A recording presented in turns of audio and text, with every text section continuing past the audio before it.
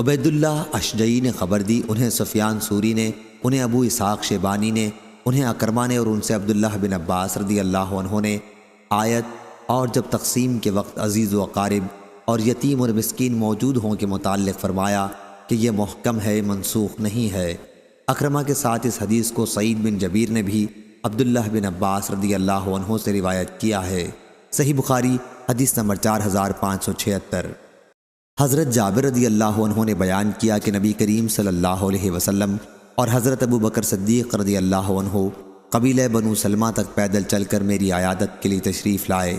آپ نے ملاحظہ فرمایا کہ مجھ پر بے ہوشی طاری ہے، اس لیے آپ نے پانی منگوایا اور وضو کر کے اس کا پانی مجھ پر چھڑکا۔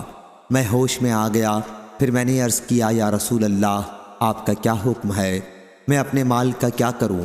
اس پر یہ آیت نازل ہوئی کہ اللہ تمہیں تمہاری اولاد کی میراث کے بارے میں حکم دیتا ہے۔ صحیح بخاری حدیث نمبر 4577۔ ابن عباس رضی اللہ عنہ نے بیان کیا کہ ابتدائے اسلام میں میت کا سارا مال اولاد کو ملتا تھا، البتہ والدین کو وہ ملتا جو میت ان کے لیے وصیت کر جائے۔ پھر اللہ تعالیٰ نے جیسا مناسب سمجھا اس میں نسخ کر دیا، چنانچہ اب مرد کا حصہ 2 عورتوں کے حصے کے برابر ہے، اور میت کے والدین یعنی ان دونوں میں ہر ایک کے لیے اس مال کا چھٹا حصہ ہے۔ صحیح بخاری حدیث نمبر 4578۔ ابن عباس رضی اللہ عنہ نے اور شیبانی نے کہا کہ یہ حدیث ابو الحسن عطا سوائی نے بھی بیان کی ہے، اور جہاں تک مجھے یقین ہے ابن عباس رضی اللہ عنہ ہی سے بیان کیا ہے کہ آیت اے ایمان والو تمہارے لیے جائز نہیں کہ تم عورتوں کے زبردستی مالک ہو جاؤ، اور نہ انہیں اس غرض سے قید رکھو کہ تم نے انہیں جو کچھ دے رکھا ہے اس کا کچھ حصہ وصول کر لو۔ انہوں نے بیان کیا کہ جاہلیت میں کسی عورت کا شوہر مر جاتا تو شوہر کے رشتہ دار اس عورت کے زیادہ مستحق سمجھے جاتے، اگر ان میں سے کوئی چاہتا تو اس سے شادی کر لیتا، یا پھر وہ جس سے چاہتے اسی سے اس کی شادی کرتے، اور چاہتے تو نہ بھی کرتے۔ اس طرح عورت کے گھر والوں کے مقابلے میں بھی شوہر کے رشتہ دار اس کے زیادہ مستحق سمجھے جاتے۔ اسی پر یہ آیت یا ایھا الذین آمنوا لا یحل لکم ان ترثوا النساء کرہا نازل ہوئی۔ صحیح بخاری حدیث نمبر 4579۔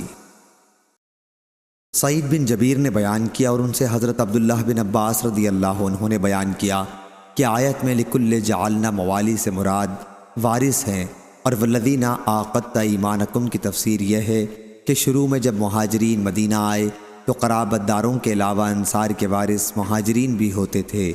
اس بھائی چارے کی وجہ سے جو نبی کریم صلی اللہ علیہ وسلم نے مہاجرین اور انصار کے درمیان کرایا تھا۔ پھر جب یہ آیت نازل ہوئی کہ لکل جعلنا موالی تو پہلا طریقہ منسوخ ہو گیا۔ پھر بیان کیا کہ والذین عاقدت ایمانکم سے وہ لوگ مراد ہیں جن سے دوستی اور مدد اور خیر خواہی کی قسم کھا کر عہد کیا جائے، لیکن اب ان کے لیے میراث کا حکم منسوخ ہو گیا مگر وصیت کا حکم رہ گیا۔ اس اسناد میں ابو اسامہ نے ادریس سے اور ادریس نے طلحہ بن مصرف سے سنا ہے۔ صحیح بخاری حدیث نمبر 4580۔